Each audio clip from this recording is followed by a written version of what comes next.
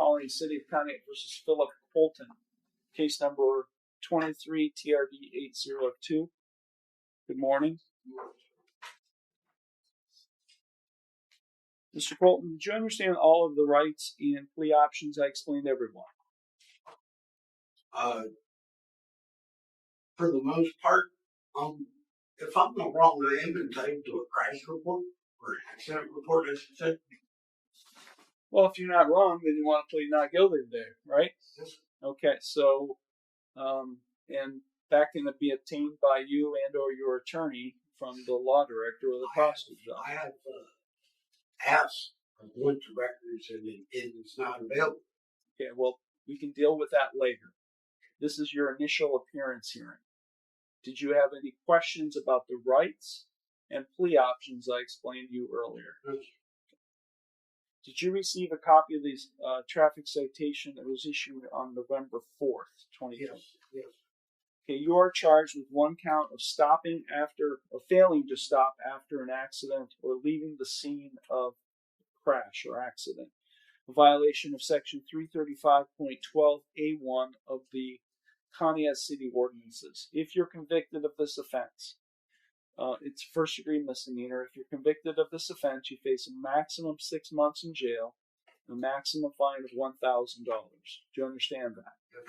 Also, if there is anyone who is damaged as a result of your actions and you're convicted of this offense, the court could order restitution, order you to pay restitution to that victim of up to $5,000. Do you understand that as a possible consequence? Finally, if you're convicted of this offense, you face a minimum license suspension of 6 months up to a maximum 3 years. So do you understand that as a possible consequence? And how do you wish to plead to this charge? The court will accept your not guilty plea. Are you asking the court to consider appointing an attorney to represent you? Yes. Okay, will you be retaining an attorney? Yes, I'll be representing myself. That's not a wise thing, Mr. Colton, to represent yourself. You're not an attorney. You don't know the legal processes. So I do have that right, though, right? You sure do, sir. Sure, you have the right to do a lot of things. You could even choose to sit there and sniff superglue if you wanted to.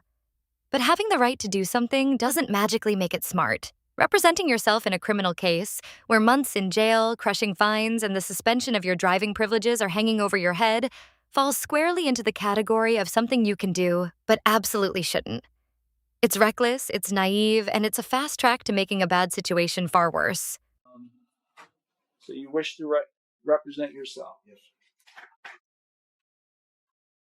Do you read and write English for the record? Yes. I'll provide you a document. It's entitled Waiver of Counsel. Take a few minutes to read it. If you find it acceptable, you can sign in date at the bottom.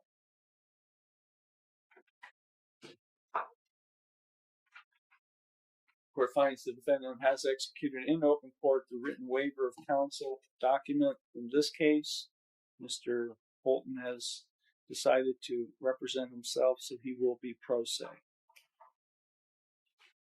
Okay, Mr. Colton, I do not have a written bond recommendation from the prosecutor or law director, as this was a citation issued by the police officer, so I have to ask you a few questions. Do you live, the ticket has you at West Main? Yes. What's the apartment number? 37. 37 Pontiac. How long have you lived there? 4 years. 4 years? See, Mr. Colton has no prior criminal history in this court.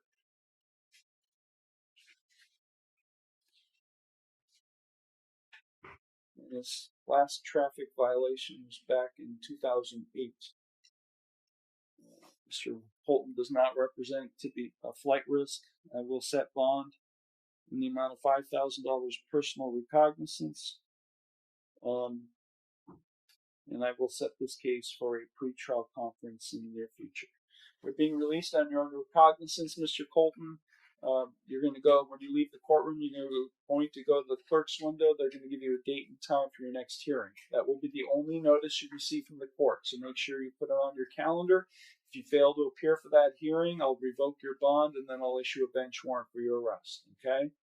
You could also, the city of county, have $5,000 if you aren't here when you're supposed to be here. Do you understand? Yes. Do you have any questions for me? Yes, I do. I am not your attorney. I am not your legal advisor. So if you're going to ask me, like you're not the first one who's going to ask me legal questions. I cannot answer your legal question, only procedure. So you have any procedural questions for me? Yes, I do. Go ahead.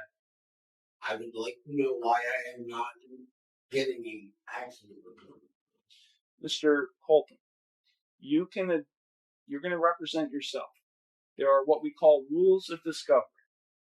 So I would advise you to talk to the prosecutor or law director's office, which is across the hall, and then they'll provide that to you. Is there a reason you can't? This is where we get into the situation where a non-lawyer isn't familiar with procedures. The court doesn't provide discovery. Discovery is exchanged between the parties. How come the records office would not give me a copy? Talk to the law director's office. Okay? It should have ended right there. He was clearly told where to get his report, and the court even allowed him to represent himself. Everything was laid out in front of him. Simple, direct, and fair. But instead of leaving it there, he had to go and do something unbelievably stupid, turning a situation that was already manageable into a complete disaster.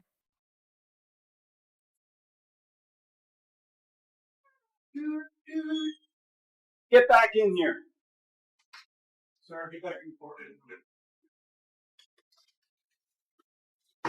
Sit down. What's your problem? I believe I'm getting railroaded.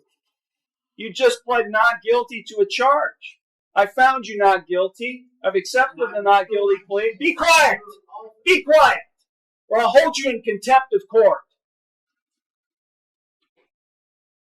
Now, why do you feel railroaded? Because you went to the police department and asked for a copy of the report. You went to the wrong office. And any attorney would know that. You go to the law director's office, which is prosecuting this case. And you don't get it from the court.